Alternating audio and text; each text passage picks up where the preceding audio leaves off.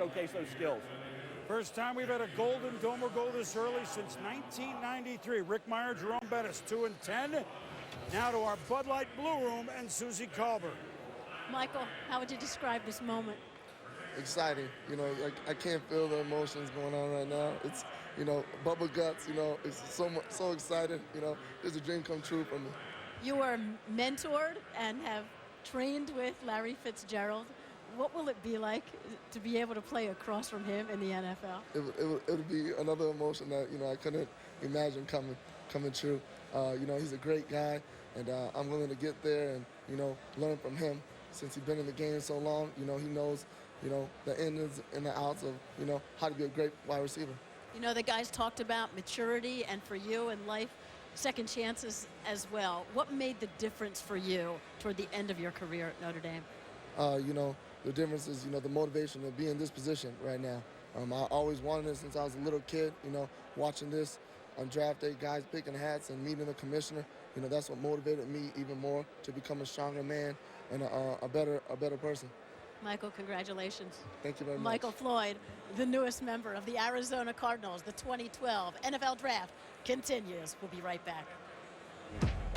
They smashing their opponents, this is their moment. Focus like they're under hypnosis. Their DNA's made the palm trophies. Destination the top, took hits, bumps, and bruises. It can't be stopped.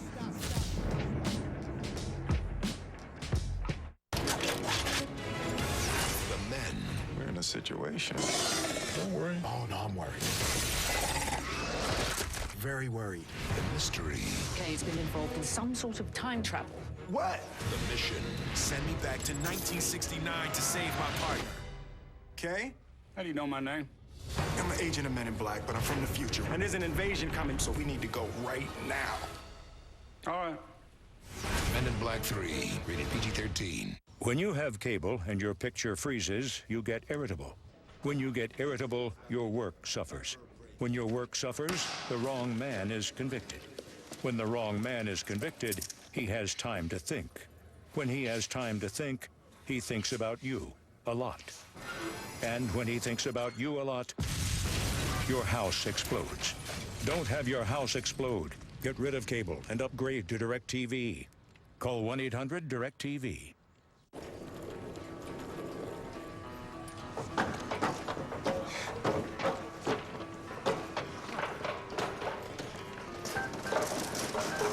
You didn't choose to travel like this, but you can choose to travel like this and enjoy more of this, and this. It's a new stay. This is Courtyard. People everywhere are raving about the new Doritos Locos Tacos. Oh, sweet mercy, posted Maggie Crispin. So bomb, tweeted at Kim RZKX. I burst into tears, yo, raves Brave 2009. And according to Tony J, it's like kissing a unicorn on a pot of gold.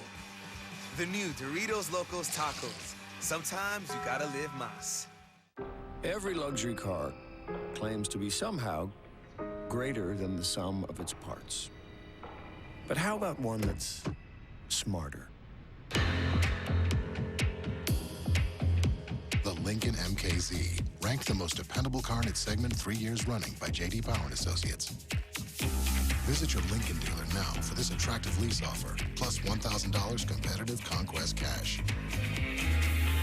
Now it gets interesting.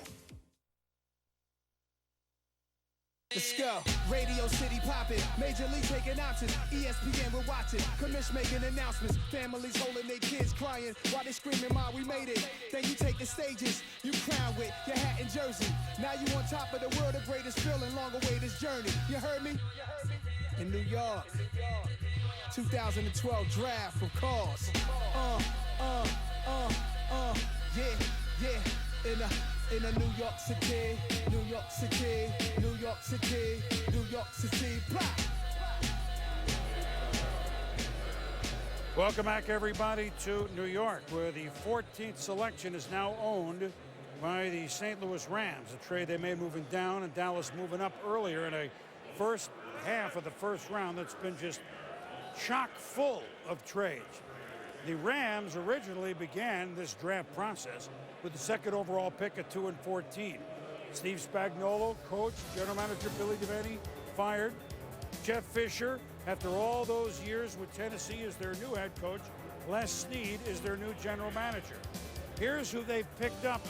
They've picked up a number one. They picked up this pick from Dallas.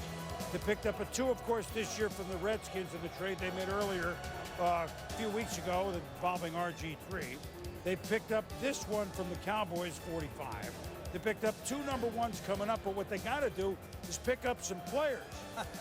Right? Sooner or later, they got to pick up some players. Better pick up some linemen, too, because Sam Bradford got punished last year. 55 sacks. Well, you missed 2 receivers, John, Here's by the 1 point. pick. This You is missed Justin Blackman by 1 pick. You missed Michael Floyd by 1 pick. And you gave up a chance to get Mo Claiborne, cornerback out of LSU.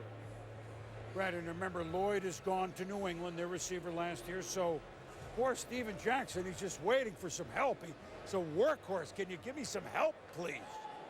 Let's see what they do.